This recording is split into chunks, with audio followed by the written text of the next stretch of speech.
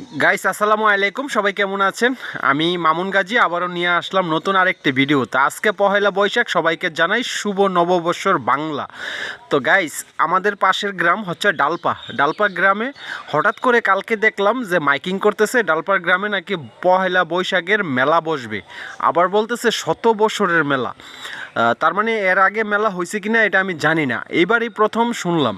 তো তাইলে তো পাশের গ্রামে মেলা যাইতে হয়। তো যেমন ভাবনা তেমনই কাজ। সকালবেলা কাজ কাম শেষ করে মেলায় চলে আসলাম। তো আমি চলে আসছি 12:30 দিকে চলে আসছি। তো আইসা দেখি মেলায় মানুষ কম। তো কিছু দোকানদারে বা পাশের মানুষকে জিজ্ঞেস করলাম যে মানুষ কম হওয়ার কারণ কি। তো বলতেছে ভাই প্রচুর রোদ আর কিছু ধান কাটা পড়ছে, তার জন্য মানুষ কম, বিকেলবেলা একটু বেশি আসবে।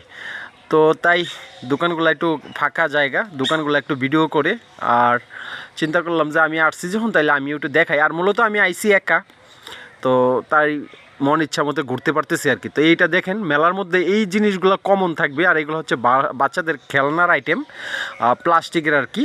তো এইসবের দোকান আছে কিছু ভালো দোকান, আর মাল সামানও ভালো দেখা যেতেছে। আর এখানে আছে মুরালির দোকান, এই যে, আর উনি আমাদের গ্রামের।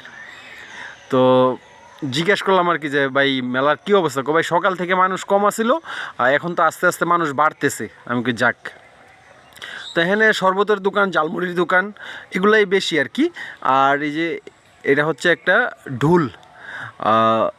আর ওনারা হিন্দু ধর্মের যারা আছে এই গ্রামের, ওনারা এখানে হয়তো কোনো রীতি পালন করতেছে আর কি। রীতি, আমার শব্দটা ঠিক আছে কিনা। আর এটা একটা শরবতের দোকান। যেহেতু এই আইটেমগুলো একটু ভালো চলবে, বেশি চলবে, কারণ হচ্ছে প্রচুর পরিমাণে গরম।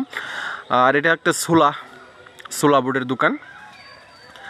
তো মানুষজন যেহেতু কম, তাই আরামসে ভিডিওটা করতে পারতেছি আর কি।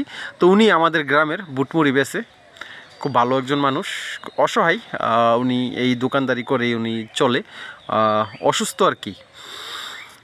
তো দেখা যাক কি হয় পরিস্থিতি। আর ডালপা গ্রামে যেহেতু ওনারা গ্রামবাসীরা মিলে এই মেলার আয়োজনটা করছে, আশা করি মেলাটা সাকসেস হবে আর কি। তো এই যে আমি দেখেন চেহারার কি অবস্থা হয়েছে রৌদ্রে। আর আরেকটা কথা কি, এখানে 2টা বট গাছ আছে, বট গাছের নিচে এই মেলাগুলার আয়োজন করছে।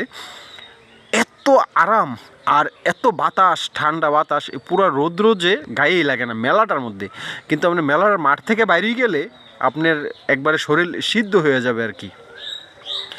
তো এই যে দাও কাছির দোকানগুলো দেখলাম 2টা বইছে, মানে বডি দাও আছে, কুবা দাও আছে, সেনি আছে, কাচি আছে, নিরি কাছি, বগা কাছি, তারপরে হাতা, এগুলা যা যা লাগে এই আইটেমের আর কি, সব ওনার কাছে আছে। এই জিনিসটা দেখলাম আর কি। তো এখন আসি আমি বটগাছের গোড়ায়।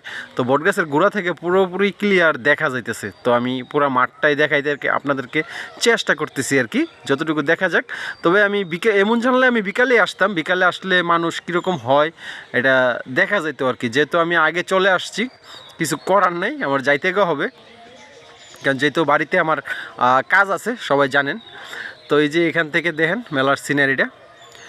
তো গাইস, ভিডিওটা আমি বেশি বড় করব না। কে কে পয়লা বৈশাখের মেলায় এইবার গেছেন কমেন্ট করে জানায়েন। আর এটা হচ্ছে বটগাছটা, আর বটগাছটা দেখতে কিন্তু অনেক সুন্দর লাগতেছে, বুঝছেন। তো যারা এখন পর্যন্ত আমার চ্যানেলটি সাবস্ক্রাইব করেন নাই, সাবস্ক্রাইব করে দিন। সবাই ভালো থাকেন, আসসালামু আলাইকুম, আল্লাহ হাফেজ।